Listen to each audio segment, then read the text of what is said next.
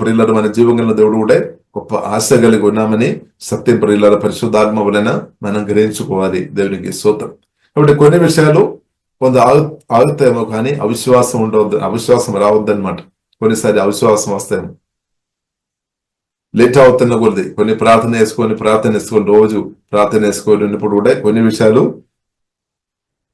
ప్రార్థన చేసిన నిమిషాలు కొన్నిటిగా ఆన్సర్ వస్తాయి, కొన్ని విషయాలు కొంచెం మెల్లగా వస్తాయేమో, దేవుని చేతిలో ఉంది. కానీ మనం బిస్కిపోవద్దు అని బైబిల్లో రాయి. బిస్కకుండా ప్రార్థన చేయాలి, అది పట్టుదలతో ప్రార్థన చేయాలి, ఎడతేయకుండా ప్రార్థన చేయాలి, బిస్కిపోవద్దు ప్రియులారా. ప్రతిసారి మనం బిస్కి.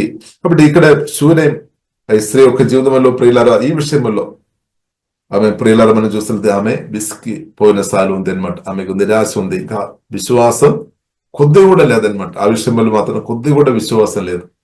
కానీ అలాంటి ఉన్న పరిస్థితుల్లో ప్రియులారా మనం చూస్తున్నాము, అలాంటి ఉన్న పరిస్థితుల్లో ఉన్నప్పుడు కూడా కొద్ది కూడా విశ్వాసం తక్కువ ఉన్న ఆ స్థాయిలో ఉన్నప్పుడు ప్రియులారా మన దేవుజుడన వెలిశాను, పిలిచాము, భోజనం పెట్టాము, గది నిర్మించి ఇచ్చాము. తర్వాత దేవుజుండు వారి హృదయంలో ఆలోచన వచ్చింది అనమాట, ఈమె కూడా మేము ఏదైనా మేలు చేయాలి. కాబట్టి అలాగే ప్రియులారా ఏం మేలు చేయాలి.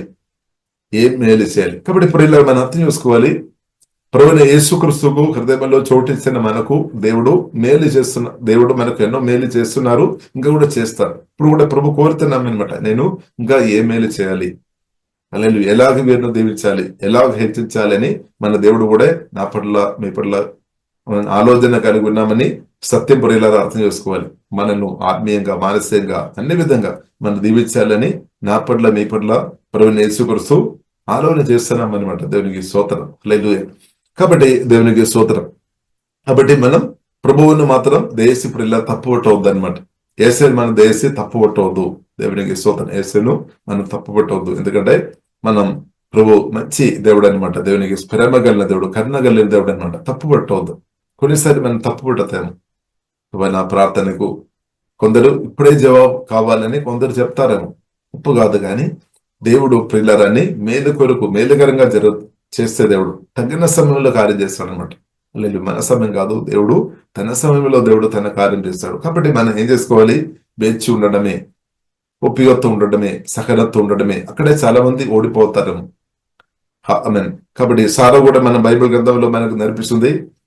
హాగార్ విషయంలో మనం చూస్తున్నాం, వాగ్దాన కొడుకు వేచి ఉండకుండా కొంచెం తొందరపడినట్టు ప్రియులారా మనం చూస్తున్నాం. కాబట్టి మనం వేచి ఉండాలి, సహనం కలిగి ఉండడం పరిశుద్ధాత్మ వలన ప్రియులారా నేర్చుకోవాలి అనమాట. దేవునికి స్తోత్రం. కాబట్టి ఇక్కడ